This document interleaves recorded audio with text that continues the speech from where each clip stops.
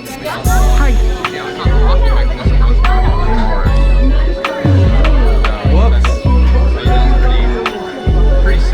do it though.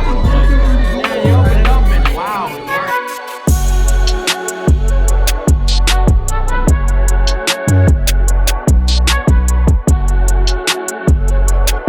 Stop the camera. No. No, sorry. I hate to be the bait and switch guy, but no video from last week. I kind of want to talk to everyone for a few minutes and introduce myself and tell you a little bit about what we're trying to do here. And we'll have video back on the next week. Hey everyone, my name is John Trimble, and I'm one of the mentors at the Youth Aviation Program at PDK Airport, otherwise known as YAP. Sorry to interrupt the regularly scheduled programming, but I felt that it was appropriate. We're 12 episodes into our Youth Aviation Program, 12 weeks, a little more actually, and everybody's still going strong. We're growing, we're adding new people. So yeah, things are going in the right direction. But I did want to have a little bit of a message mostly for the parents, I guess that would be a good way to describe it, to describe what we're doing and why you should allow your youth to participate in Youth Aviation Program, or YAP, as we love to call it. My partner in this endeavor is Joe Hughes. Joe operates a yellow biplane sightseeing business out of Peachtree DeKalb called the Yellow Biplane, or Biplane Rides Over Atlanta. QR code right here. It's a fantastic aircraft he has. He has a 2000 Waco. That is a throwback. It's a modern aircraft. It has modern guts. It's IFR capable, but it is a beautiful humming airplane and meticulously maintained and loved on by everyone that has contact with it. So who is John Trimble? Fair enough question. If I'm going to be hanging out with your kids each Saturday, I guess you deserve that answer. So here it is, a abridged version. So I grew up in Dunwoody, Georgia, graduated at Dunwoody High School 1984, went into the United States Marine Corps directly after high school, was in the delayed entry program for a full year of my senior year. Served proudly the United States Marine Corps for 4 active years, mostly stationed in the Western Pacific. Great time to be a kid. Cold War was winding down, but it was kind of a peaceful time. Ronald Reagan was president, so not a combat veteran, but I did my piece. And in 1988, I graduated from the Marine Corps and went straight into college, starting at Georgia State here in Dunwoody, and then finished up with my Bachelor's of Management from Kennesaw State University in 1993. Directly after college, I went into business with a friend of mine I met in college, and he had an alarm system business, but he wanted to change his business line, and he wanted to go into business telephones and voicemail systems. Okay. Hey, John, what do you know about business telephone systems and voicemail systems? Absolutely nothing. I know a little bit about computers. Say, sure, let's go into business. So we did that for about 5 years. We fought the good fight, and we sold, serviced, and installed business telephone systems, voicemail systems, and then later, price of an Ethernet card dropped below $100, and it became very cheap for a small business to create a computer network. We needed someone that could go out and install and sell computer networks, so I went to Novell C&E training. And long story short, did that for about 5.5 years, and then I joined the BellSouth.net team, which was a Baby Bell, and we created the internet as you know it in the 9-state Southeast region. I was in charge of Georgia. I installed all the internet head-end equipment, routers, switches, core network switches, ATM switches, cabling within the wire centers, or the central offices within the Bell South network then. Left Bell South when AT&T was acquiring Bell South, and went and chased some sales jobs with some CLECs, some small telecom companies. Enjoyed that, but a lot of work, and quite frankly, if you want to build big networks, AT&T is the place to do it. So joined AT&T about the 2010 timeframe, again, bridged over my time from Bell South, and went to work creating the 4G network. Been deploying that ever since. Most recently, I've been working on a project called FirstNet, which is a government project, a first responder overlay to prevent another occurrence like on 9/11. So we crashed the network, everybody trying to call grandmother. So this is an overlay network that your government and your military and your fire and police all can use in the event of a national disaster. So I'm pretty proud of that. But here I am, find myself 58 years old and nearing the end of my career. And I'm looking for more, right? I'm looking to figure out what I want to do when I grow up. And when I do leave AT&T, I want to step right into a new career. And that chosen career is in general aviation. And yeah, so how did that happen? That's another. I'm married, been married for going on 22 years to a wonderful wife, Laura. We have 3 kids. We're a blended family. I have a daughter from a previous marriage. She's 31 years old. And then I have 2 stepsons, Stephen and Alex. They're 28, almost 29, and 27, almost 28, respectively. So effectively, we're empty nesters. They're all off doing their thing. And my son, Stephen, our middle, he actually works at Peachtree DeKalb. He's one of the mechanics that work under Rob Gianoli. So it's kind of a crazy little club we formed here. And but my kids are, like I said, they all went to Domoney High School, so we're a second generation Domoney High School graduates, and they're doing good. So my wife and I found ourselves looking at each other on Friday nights going, what are we supposed to do now? I don't know. I forgot. So, my wife has her own business. She's very busy. I have a couple business interests aside from this through YAP, and we stay pretty busy, but did a lot of work I'm a Christian, did a lot of work in my youth group with my, at my church with teenagers from middle school all the way up through high school. Really enjoyed that, especially the kids that struggled a little bit. I was able to find, figure out a common ground. I mean, you look at me, I'm not your typical suit and tie guy, although I have worn suit and ties for occupation. I was a little bit different a kid. I didn't quite fit in, right? And I struggled, I bullied a good bit in high school. And I swore when I grow up, I was going to be the protector, right? And I am. I have a very strong protective instinct. So when these kids are with us on Saturday afternoons, I tell all the parents, I was like, if they have any problem, someone touches or said something or comes across sideways, or they even get a weird look, come straight to me. I'm a big boy and I can handle myself, and I will protect our children at all costs. So that's something you should know about me. General aviation, yeah. How did I get involved? AT&T, telecommunications, Bell South, doesn't really fit. Well, it actually kind of does. There's a tie-in. So at AT&T, I'm a certified drone pilot, a Part 107 certificate holder. That is a pilot by FCC or FAA standards. Maybe not. Most pilots would scoff thinking that that's inaccuracy, but I do actually fly for AT&T Mobility. One of the things that AT&T has a very good reputation for is when there's storms anywhere on the eastern and western seaboard, fires, you name it, natural disasters, AT&T is ready. The minute it's safe to go into an area, we have a mile-long convoy of trucks and semis, and we're off. And our ranks are filled with volunteers from all over the company, all management level, some craft, but mostly specialized skills. And we go into the disaster area and we do recovery.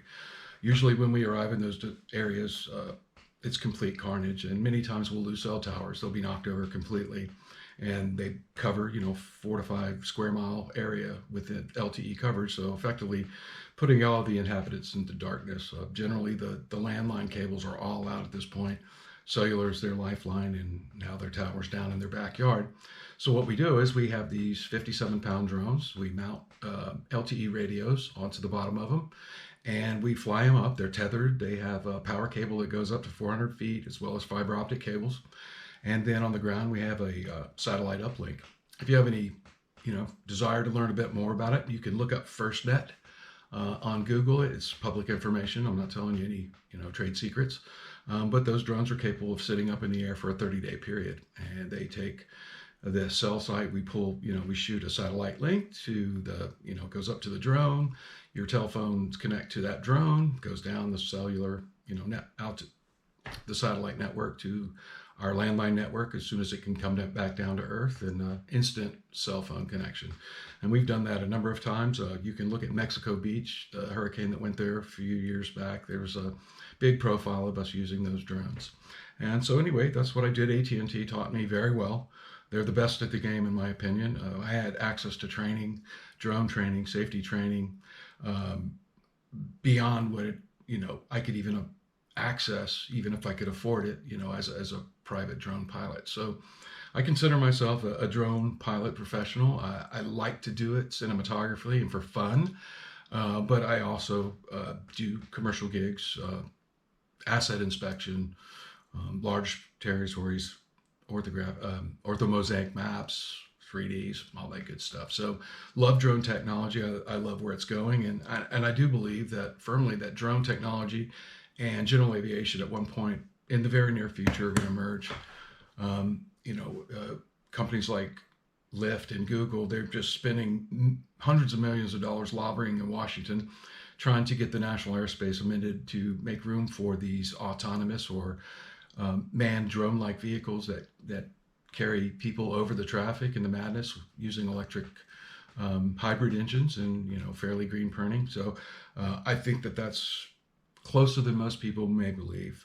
Hyundai has a model that they're testing, getting very close to production, and there's quite a few other entrants from across the pond, and as well as U.S. companies.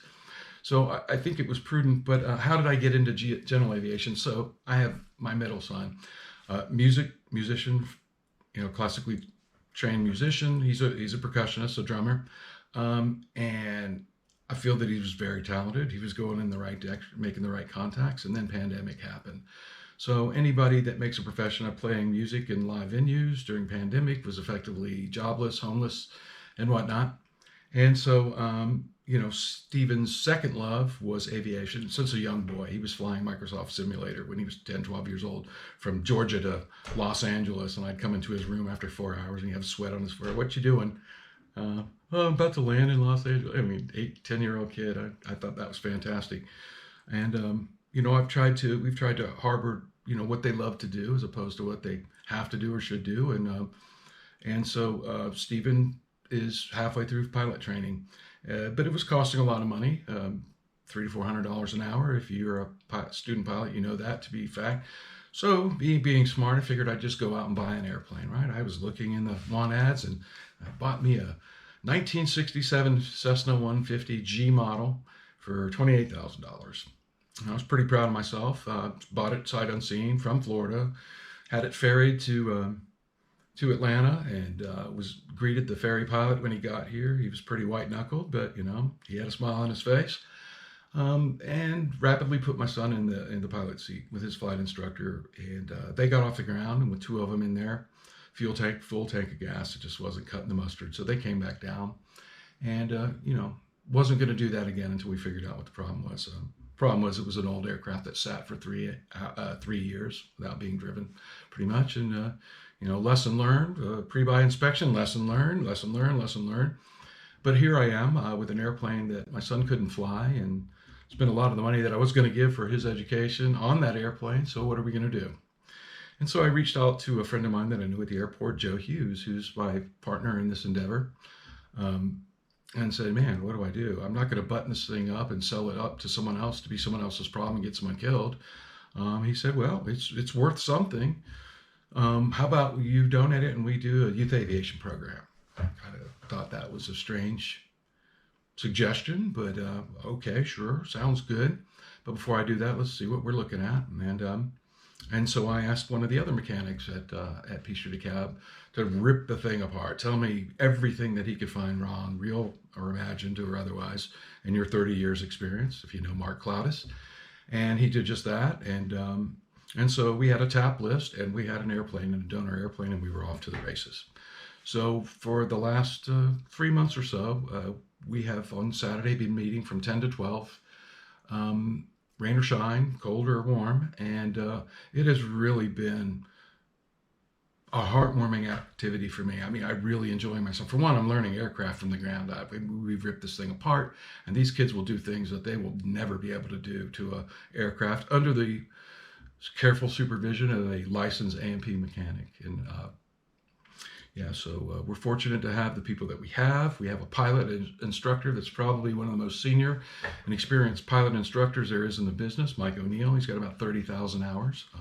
Used to own a flight school, and he's a fixture around PDK, and he's a great instructor, and we're blessed to have him as well. So between me and Joe and Michael and several other the crew, we don't really know what we're doing. It's not, but we do have some tutelage and guidance. We're watching several other programs that we're friendly with, including the EAA chapter up in Gwinnett Field, as well as the Ron Alexander Youth Program, which is operating out of Peachtree Airport, which is G2 south of the airport. So kind of far to drive to either places. So we needed a place local, and it was a missing link that was here at Peachtree DeKalb. So been enjoying it, and been enjoying your kids and kids that I don't know yet, that hopefully seeing this video you'll bring them by and see what we do here.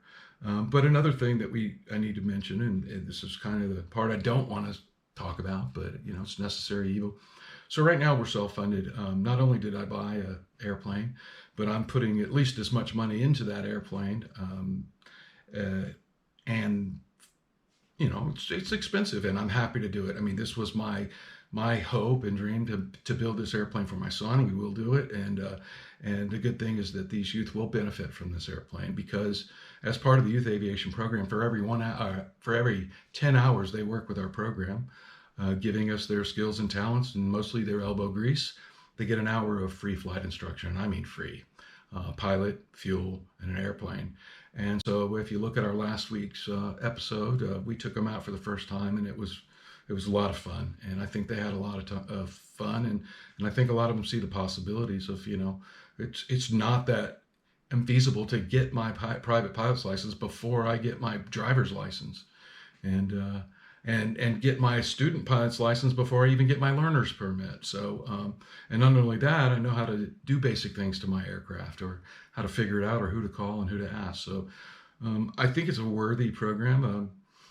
Just the thought of getting some kids off the couch and getting some potatoes up off the couch and the Nintendo concert out into the getting some fresh air and twisting wrenches and meeting some good people in the aviation industry. These are experiences you can't buy, right? They have access to places in airplane and aircraft and stories, and and then we always usually end up our meetings at Downwinds, which is a local eatery on the main EPS concourse, and we love them dearly. They're great to us. They're great to our people, and we invite you to come down. If you don't want to come to the full thing, come meet us at Downwinds at noon or noon 30 on Saturdays and see what that's about. It's not fancy, but I like to think of it as my clubhouse. I love the place, and I don't know anybody that doesn't. So Downwinds, we love you, and so that's that.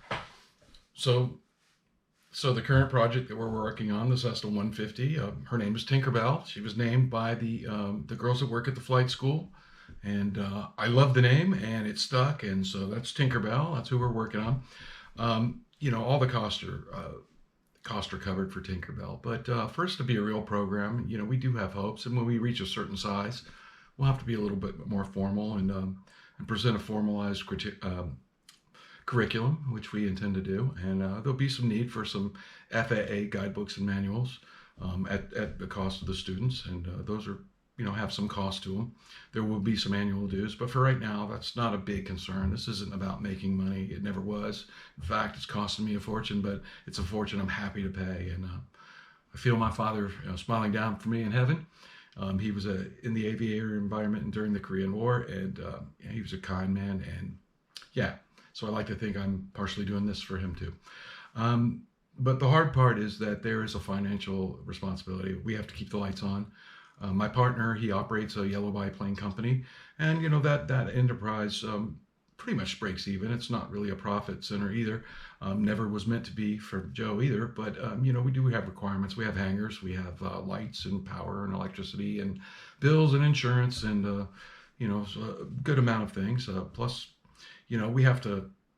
This aircraft is going to be done by the spring time frame. We're on track, and after that, we're going to be looking for the next project. And obviously aircrafts. We're going to find one that's parked out in the North 40 somewhere that needs some good love, and we'll be able to get that fairly affordable. But there are practical requirements that either tools, parts, equipment, or just plain monetary. And I'm not sitting here asking for money, but I'm asking for money. So if you're blessed in that way, and you are a generous soul that feels like supporting children in aviation, especially in the Peachtree DeKalb area, or if you have some youth that may be too young or too old or thinking about it, we'd love to talk to you about it and see how you can help us, either from a mentor standpoint or especially if you've got aviation experience. We're always looking for people like that, but specialized trades within aviation, avionics, airframe, that kind of thing, you've got something to offer. And someone who's retired and looking for the next thing to do to keep you from watching binging Netflix, well, come on down. We'd love to see you. Obviously, we protect our children, and at some point when we start picking up a lot of volunteers, we will do formalized background checks. I think it's prudent, and I've been, my youth groups at church, we always had to do that. I don't think it's overstepping to ask someone to do that. We do videos weekly. And that's at my own expense. There's no cost there, but maybe we would like to do some raffles and some fundraiser activities, and so our cash requirements are minimal, but we're always looking for partners in this in one way or another. If you have tools, aircraft tools that you no longer use, if you have blocks, tie down blocks, covers, anything like that that's in fairly good serviceable condition that we might be able to use at our aviation program, we'd love to talk to you and see if we can take that off your hands and put it to good use. If you've got an old Cessna 140 or a Cessna 150 sitting around, wings off or some other condition, unrunnable, been out of the air for a long time, then we want to talk to you about that. We're going to be looking for that next project too. Like I said, don't have a lot of money, but we're looking for someone to be a partner with us in that. I figure pay it forward. I did it. Maybe the next guy will do it, and go on, so forth. We also have contacts within DeKalb County, and we're hoping that at some point to build some critical mass with DeKalb County and partner with them for some educational opportunities that are a little more formalized, or service some of the people in the DeKalb County school system, either at an extracurricular activity like a OEC when I was in high school, auto shop, that kind of thing. But the future is bright, and possibilities are endless, but we can't do it alone. I mean, I'm just one guy, and I'm a goofball anyway. But I'm a goofball that loves kids. I'm a goofball that loves aviation. I'm a man of honor. Marine Corps taught me that, and I speak plainly. My mouth is a lot cleaner than it was when I was in the Marine Corps, so I feel myself safe to be around children, but I will tell you like it is. So a couple of the things: we're not a drop-off babysitting service. If your kid is serious, smart, ready to work, roll up their sleeves, then we want them. If they want to come and sit around and sit on their cell phones, that's a problem. And that takes away from everyone's enjoyment. And, they probably wouldn't enjoy their time there because they'd have to be phoneless for a bit. So anyway, not meaning to crack the whip, but that's just who I am, what I am. But I'm straight up honest when I say that, I'm here for your kids. We're here, and for every hour that I can mentor these kids, I get 2 hours of satisfaction making videos, editing videos. And by the way, we don't mention if we do make videos. We do every week, but we don't do any kind of names, any kind of recognizable stuff. Your kid's face may roll through the camera, and they tend to like it, but I'm aware that the internet has its dangers, and there's certain moths that are attracted to certain flames, and but like I said, I will protect them, even if it costs me my life and limb. That's just who I am. So that's really all I can think of. If you want to know how you can donate, how you can help, how you can inquire, another thing you could do is you can purchase an biplane ride from Biplane Rides of Atlanta. The QF code is available here. We are a 501(c) company, so if you were to make a donation directly to that foundation, that money would find its way to the proper places. Also, that yellow biplane is something. There's not many aircraft like it, and they're not going to be around for long.